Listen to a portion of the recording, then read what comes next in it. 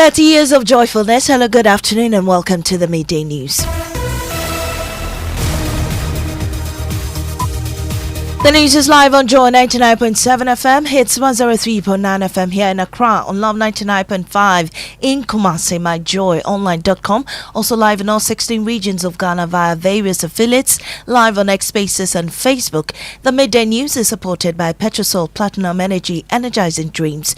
Coming up, defunct National Cathedral Secretariat hits back at government, insisting a thorough audit conducted by accounting firm Deloitte and Touche found no evidence of misappropriation, despite government claims that financial irregularities linked to the project amount to $97 million. The Auditor General has therefore been requested to commission a forensic audit into the National Cathedral project and the activities of the Secretariat.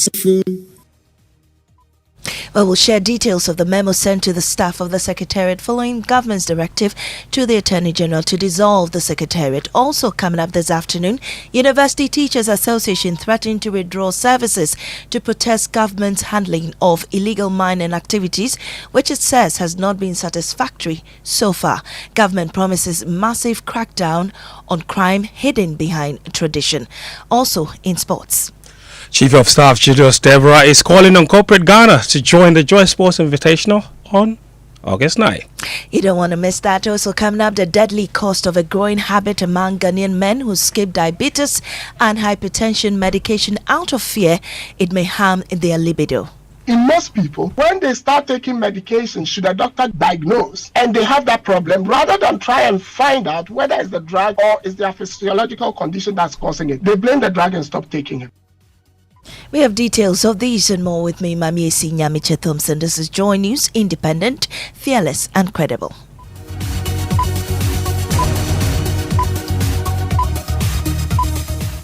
In our first story, the defunct National Cathedral Secretariat has dismissed claims of financial wrongdoing in the controversial cathedral project, maintaining that a comprehensive audit by international accounting firm Deloitte and Touche found no evidence of misappropriation. In a memo to staff, the Secretariat said the audit was conducted to address growing public concerns over the financial integrity of the project and was aimed at establishing transparency and accountability. The Minister of State in charge of government communication, Felix Kwakye-Fosu, disclosed at a news conference that financial irregularities linked to the controversial project have amounted to a total of $97 million. He noted that due to the skewed nature of the contract, additional costs continue to accumulate daily, even though construction activities have long ceased. Now, despite the damning findings contained in the Deloitte audit report, it does not cover the full scope of operations of the National Cathedral Secretariat and the project itself. The Auditor General has therefore been requested to commission a forensic audit into the National Cathedral project and the activities of the Secretariat. 4 steps to ensure the termination of the contract to prevent further costs and losses to the state. As I indicated, because of how lopsided the contract is, even as the contractor has ceased work at the site from March 2023 to date, he still continues to accrue payments. And we find that this will impose significant costs on the state. And therefore, President Maame has ordered the Attorney General to take legal steps to terminate this lopsided contract so that we save on costs that will accrue. But in a memo to staff of the National Cathedral Secretariat, the Executive Director, Paul Opoku-Mensah, said government's news conference only focused on the audit queries but ignored the management response. My colleague Elton Bobre has a copy of that memo and joins me with details. Elton, what more is in that memo? So let me just put everything in the way it was presented to the staff. So this is to NCG staff, that's National Cathedral staff, from Paul Opoku-Mensah, subject NCG audit debate. And the date is July 21st, 2025. So this got to them this morning. They start by saying that, good morning, the board will be responding to the issues arising from the press conference by the Minister for Government Communication on July 18, 2025. Whilst awaiting for that response, I want to provide this clarification. Essentially, there are 2 products from audit, namely audit report, and it says that which provides an independent opinion on whether the financial statements are presented in accordance with accounting standards. Essentially, the audit report is a formal opinion on financial accuracy and is primarily intended for external stakeholders. There's also management letter and report, which offers recommendations to improve internal controls and operational efficiencies. Essentially, the management letter is a more informal communication about areas for improvement. It is primarily intended for management and those charged with governance within the organization. What the minister, according to this memo, presented to the public was the management letter report focusing only on the queries without our response.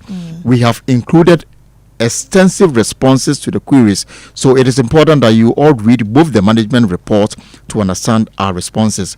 Prior to the press conference by the Minister for Government Communication, the only public reference the board had made on the audit was the press release on July 8, 2025 on the site conversion, in which we stated that the audit report of the National Cathedral accounts by Deloitte and Touche confirmed that all state funds to the project are accounted for.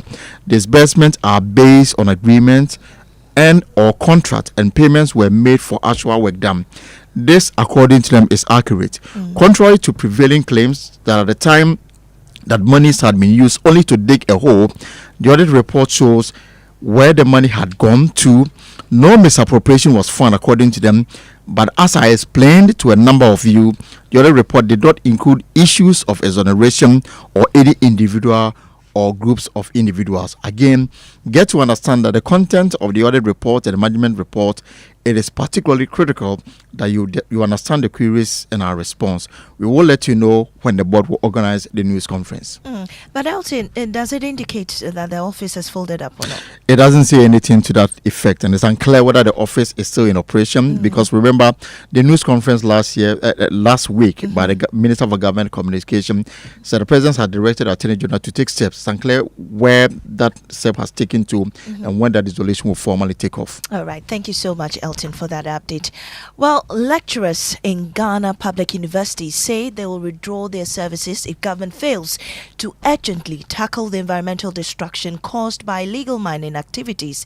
UTAG says its members are deeply concerned about the devastating impact of illegal mining on the environment, water bodies, and public health. UTAG believes the government's current efforts to combat the menace are inadequate and is demanding stronger, more decisive action. The group says if tangible progress is not seen soon, they will be forced to lay down their tools to protest. Joining us now is UTAG President Professor Mamudu Akudugu. We're grateful for your time this afternoon. Interesting that you come up with this decision now. Really, what's giving you this? What's making you make this decision? Yeah, good afternoon and good afternoon to listeners. As you are aware, UTAG has been committed or shown commitment to the fight against galamsey, and prior to the 2024,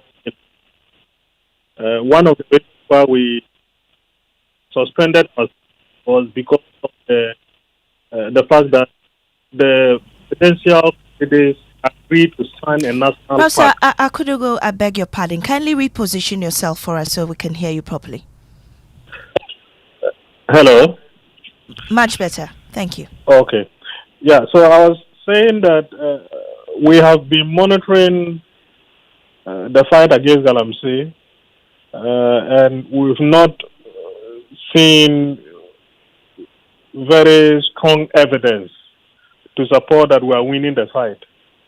And so we are of the firm belief that we cannot continue to do the same things and expect different results. So it is time to take more radical and strategic, coordinated approach to getting this fight won. Government is currently conducting raids at illegal mining sites, arresting people, galamseyers and whatnot, even excavators. You don't think that's enough? Over the last 6 or so months, the report before us put by the Minister of Lands and Natural Resources is that over 600 people have been arrested and so many excavators seized.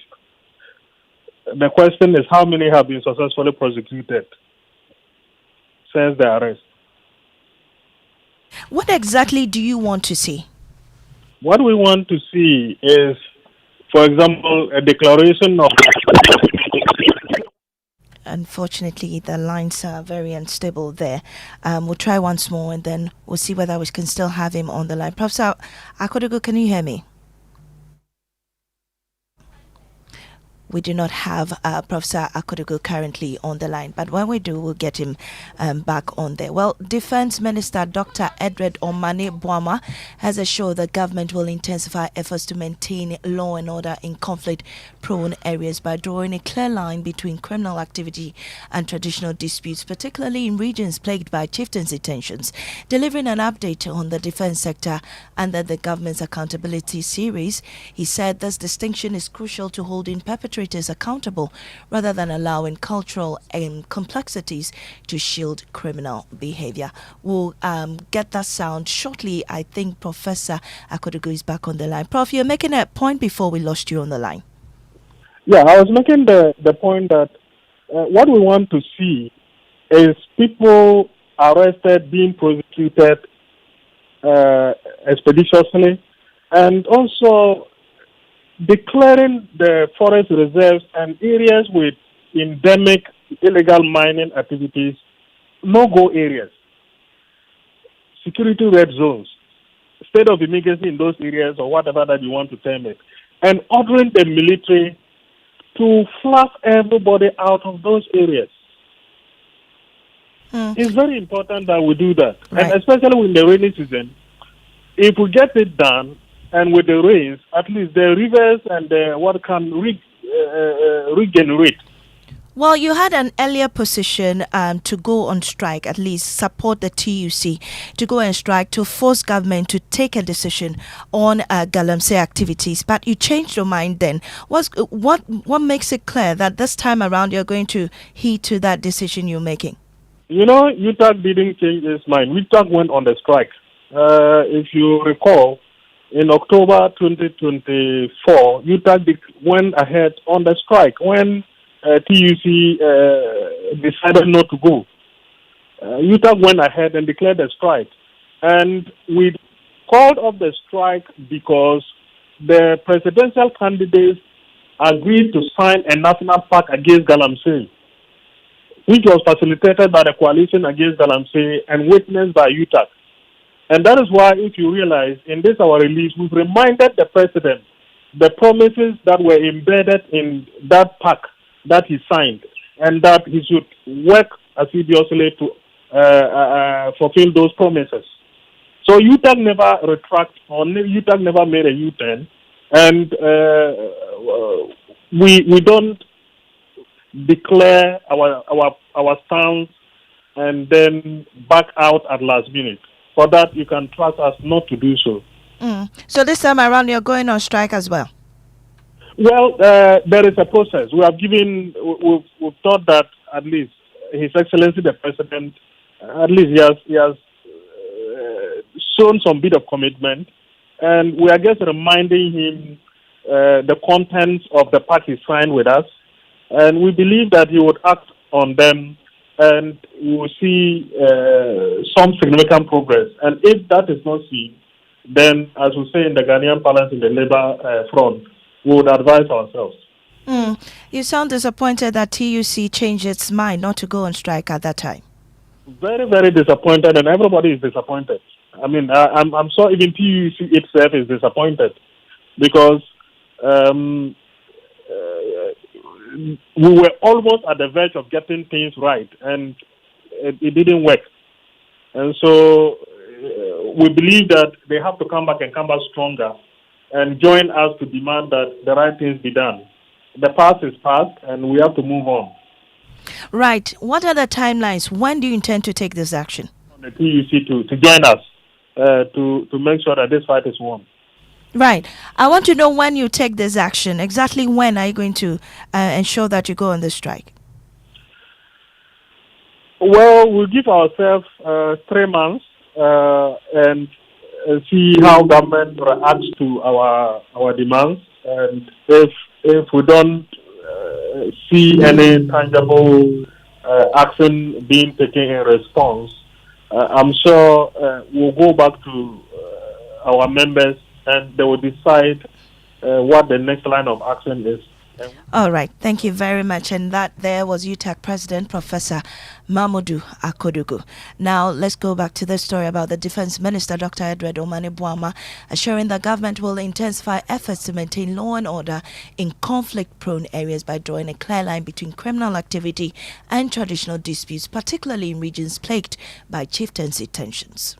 And ready to experience a golden age under the reset agenda of His Excellency John Dramani Mahama. We have kept our nation safe and stable, notwithstanding the irregular transfer of thousands of rounds of military ammunition in 2024 from the Ghana Armed Forces to the National Security Outfit. Ammunitions which have since not been accounted for. The Ghana Armed Forces continues to ensure Ghana's territorial integrity through coordinated land, maritime and air operations. While the overall internal and external security of Ghana remains stable, we acknowledge that the situation in Boko and Alavanyo and their immediate surroundings. Well, let's go on the phone lines now. Speak to presidential correspondent Maxwell Agbagba for more. Maxwell, what other issues did he raise? Well, Maame, questions have come up about the presidential jet, and he has been answering questions on that.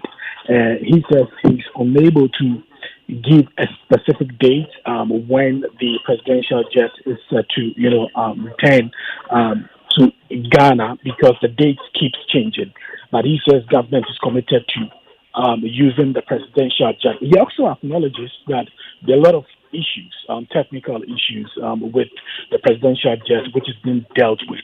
Now, he also talked about military brutalities and said that the President Mahama-led administration is committed to treating crime as crime. And he gave an update on the 7 people who were killed in the Ashanti region when they attempted to breach a security fence at a mine. He says the report is ready, but he's unable to put the details out there. He has also been talking about the situation in the Sahel region. He was blunt that we live in a volatile, South region. But he says recent visit to the Sahel by President Mahama means that we're getting closer to, dealing with the challenge of, the fear that there could be a spillover of the terror threats from the Sahel region to West African coastal states. He talked about engagements that have helped to deepen bilateral relations with Ghana, signing of new and diverse partnership programs aimed at strengthening regional cooperation and security. All right. Thank you so much, Maxwell, for that update. Well, a full-scale investigation is underway after students of Zwarungu Senior High School in the Upper East region torched provision shops on campus during violent clashes over the weekend. The shops, owned by private traders and stocked with goods, were reduced to ashes following a brawl reportedly involving Frafra Kusasi and Mamprisi students. The violence is believed to have been triggered by a dispute over a stolen mobile phone on Saturday night. Upper East Regional Minister Donatus Akamguri ordered a closure of the school, and Albert Sori is on the line with the latest on this incident. Albert, you've been to the school. What's the situation there? Maame, the school is currently empty. There are no students on campus. A few teachers are currently there. There's also a few people coming in from the community to go and speak to school authorities and then depart. Now, I didn't see any police presence this morning when I was there. The school's own security were the people talking to those who are coming in. So when you arrive, they ask you what your mission is, and they tell you to do what you need to do and to leave the campus. They don't allow people to out. But Albert, over a stolen phone, is there more to this violence? Yes, so what happened from what we gathered from our sources close to the school was that a student was caught with the phone which belonged to a junior student. The rules of the school don't permit students to come to school with phones. And so when this student was caught with the phone, instead of the people who caught him to report him to the school authority, they decided to beat him up. Now, when they beat this student up, he mentioned the name of another student who happens to be the Frafra student. And he was also attacked and beaten for being an accomplice in the theft. It was this student who then informed youth of the area where he also comes from. And they later laid ambush. And when the students who beat him up went outside campus to do something, they also attacked them. So the scuffle started from outside of campus, and later when they returned, the student whose phone was also stolen, his group on campus also got themselves involved in the scuffle. And so it became a sort of three-way scuffle between the Frafra students, the Kusasi, and then the Mamprusi students. And so that is what we are gathering at the moment. We haven't been able to confirm all of this from the school authority because I waited in the headmistress's office this morning and I was told she was in a meeting. And so they didn't know when the meeting would be over, and I was asked to go and come back later. All right. Thank you so much, Albert, for that update. You're still listening to the Midday News here on Joe 99.7 FM. We'll take a break or return with sports and also the deadly cost of a growing habit among Ghanaian men to skip diabetes and hypertension medication out of fear it may harm their libido. In most people, when they start taking medication, should a doctor diagnose and they have that problem, rather than try and find out whether it's the drug or it's their physiological condition that's causing it, they blame the drug and stop taking it.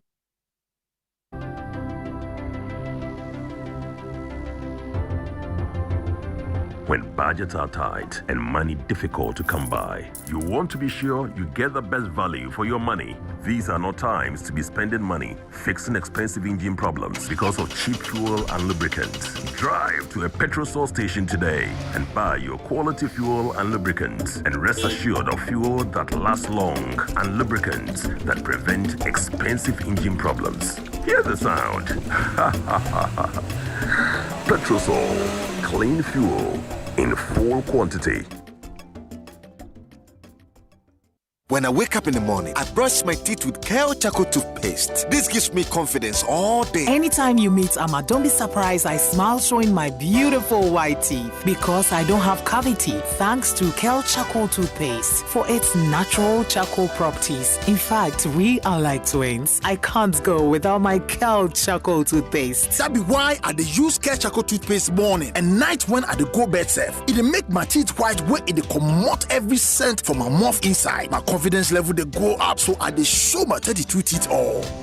Introducing the Kale Charcoal toothpaste, formulated with activated bamboo charcoal powder, ensures whiter teeth and removes bad breath. The strong natural property of the activated bamboo charcoal removes bacteria, absorbs surface stains on our teeth caused by coffee, wines, and tobacco. Welcome, Kale Charcoal toothpaste. Kale Charcoal toothpaste, Sankofa Yenchi. Kale, happy smile. This advert is FDA approved. Junior, your school bus will soon get here. Hurry up. Mommy, my head is aching me and I'm feeling cold. Honey, Junior's temperature is too high and he feels feverish. Oh, baby. So you didn't give him the Encamol paracetamol syrup that I gave you the last time? Oh, no, I forgot. Okay, you know what? It's not too late. Just give him Encamol and he'll be fine in no time. Encamol paracetamol syrup, a strawberry-flavored paracetamol syrup, and it's specially made for children aged 3 months to 12 years. It helps manage pain like headaches, teething pain, and fever. And guess what? Because of the strawberry flavor, the kids enjoy taking it. I can tell from the way he's licking his lips. And look at how he's dumping around. Hurry up and go to school, Junior. Yes, now you can get Encamol paracetamol syrup in all pharmacy shops. For bulk purchase, go to NK Pharma head office, Abelinkwe, or call 050-658-8315. This advert is FDA approved.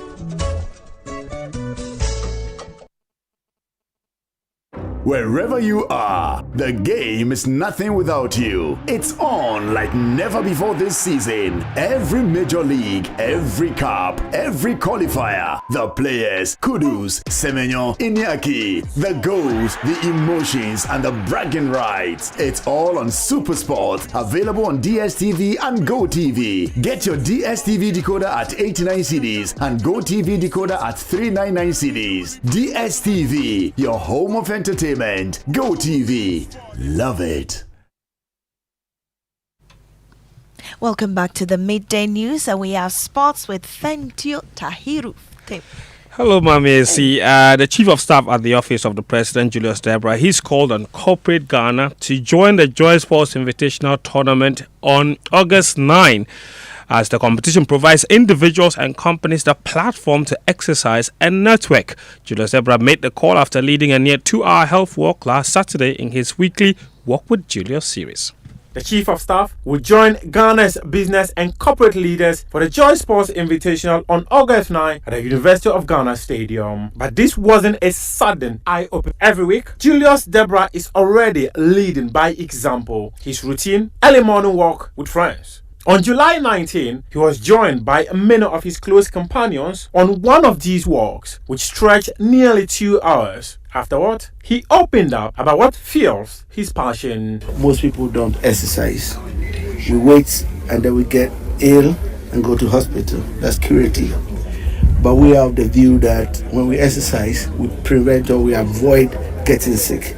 He believes it is time for corporate Ghana to embrace this message. Register for the Joy Sports Invitational Tournament. Apart from the benefit you gain from exercising, you also get opportunity to network. I mean, it won't be bad just walking to somebody just across and say, hey, hi, I'm Benny, I'm from Benchi and then they also introduce themselves saying, look, I'm also Rookie from Stanchart. I mean, what a beautiful thing that would be. And so I will encourage everybody to be there. That's Julius Debra, Chief of Staff at the Office of the President. It's interesting that he'll be there, but I'm particularly interested what he'll be partaking in. He said he's a very big fan of aerobics and left and right and left. He wants to join in. Well, I can't wait to see him there. Thank you so much, Fentio. This afternoon, constituents of Ablekuma North have to wait one more day for their newly elected MP to take her seat in the Chamber of Parliament. It's been 7 months without representation in Parliament, but despite having elected NDC's Irabna Orbin nearly 2 weeks ago, the processes are not yet complete for her to be sworn in. Parliamentary Affairs correspondent Kweku Asante is on the line with us. Kweku, what's happening? What's holding it up? In the last 2 by-elections that have been held where MPs have been elected, it took less than a week for the elected person to take their seat in Parliament. This time around, we understand there were some lag in the transmission of the confirmation of the results from the EC to Parliament. But also, the Speaker of Parliament had traveled out of the country for some time. He has now arrived, and the processes have now been completed for Irabna being to be sworn in tomorrow. All right, thank you so much, Kweku Asante. In Ghana, cardiovascular diseases like diabetes and hypertension account for 40% of non-communicable disease deaths, with 75 to 85% of cases affecting men. A key reason, many men skip medication fearing it will harm their libido. But the fear is often based on misinformation. Speaking on the Super Morning Show today, CDD Ghana's public health fellow, Kwame Sapong-Siedu, warned that avoiding treatment can actually worsen blood flow, leading to real sexual dysfunction and serious health risks. What we call angiotensin receptor blockers, like losartan, eprosartan, and all that. We use those in Ghana. Those don't have these side effects. But people have misinformed to the point where people think every antihypertensive has those side effects. So the problem then becomes a lot of people, maybe you are prescribed a beta blocker to start with or the water tablet to start with, and you are having these side effects. If you are not having those side effects, don't just stop taking it because they said you would have those side effects. Well, I'm sure there's more trending on social media. And Ashilevi and Jackie are in the studio with us. What's trending, guys? Maame, the MPP's delegate conference over the weekend was on, and part of the trends from that particular conference is Chris Lloyd, the MPP guy who was beaten, assaulted at Ablekuma, showed up on crutches. It got people really wondering, especially when he walked back after being beaten. How did he show up a week after on crutches. How Akumsin You see, was not there? to jump into defense, but probably he felt the repercussions some days Later after. But then on. social media, they were on him after they saw the video. Malik says that after the beatings, he was walking to his car. What has changed? Settings. And another comment on how Akumsin to someone said that, okay, so on Lloyd says that someone who was running here and there on the day of the incident, now leaping days after he was supposed to be healed. I mean, when it comes to healing, Sometimes you can take months. Mami, that's what we have for you in the trends. Thank you very much, Ashley V and Jackie, with what's trending. That's how we end the midday news here on Joy 99.7 FM. There's more news on myjoyonline.com. Up next is Living Word.